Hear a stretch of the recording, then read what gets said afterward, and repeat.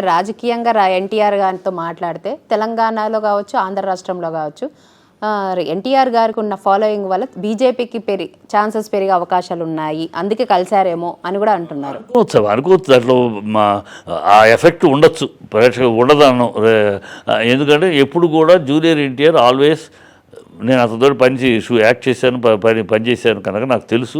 అతను is always అందులో ఇప్పుడే కాదు, ఆర్టిస్ట్ అవడానికి ముందు నుంచి కూడా మా నాన్నగారితో బాగా తాత అని మా నాన్నగారు చనువుగా ఉండేవాడు. అప్పటి నుంచి తెలుసు పిల్లాడు. అతని మనస్తత్వం జాతీయవాదాన్ని వీటికి అలా గౌరవించేవాడు.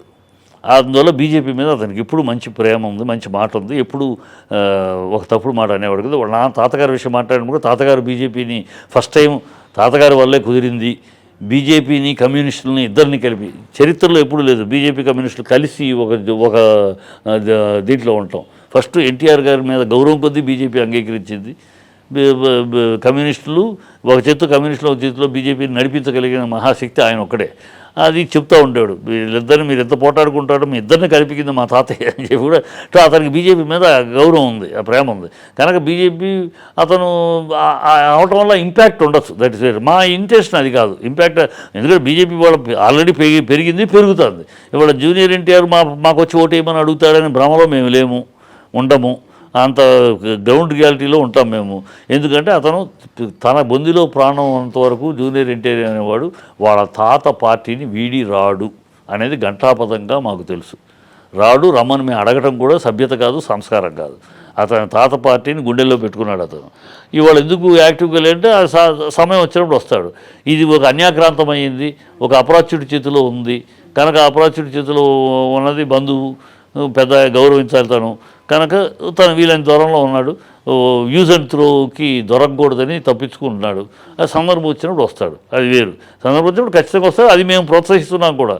నాయన మీరు ఇద్దరు మా నాన్న జెండా మా తాత ఎజెండా అని బాలయ్య జూనియర్ ఎన్టీఆర్ మీరు రండి, తొందరగా మేలుకోండి. ఆ కబద్దాస్తాల నుంచి నారా తెలుగుదేశంగా నలిగిపోతున్న తెలుగుదేశం పార్టీని మళ్ళీ నందమూరి తెలుగుదేశంగా రూపాంతరం చెందించండి. మీ చేతుల్లోకి తీసుకోండి ఆ కళ్యాణ్ని. మీరు ప్రజల మధ్యకి రండి. యాక్టింగ్ ప్రెసిడెంట్గా, కోఆర్డినేట్ ప్రెసిడెంట్గా మీరు రండి.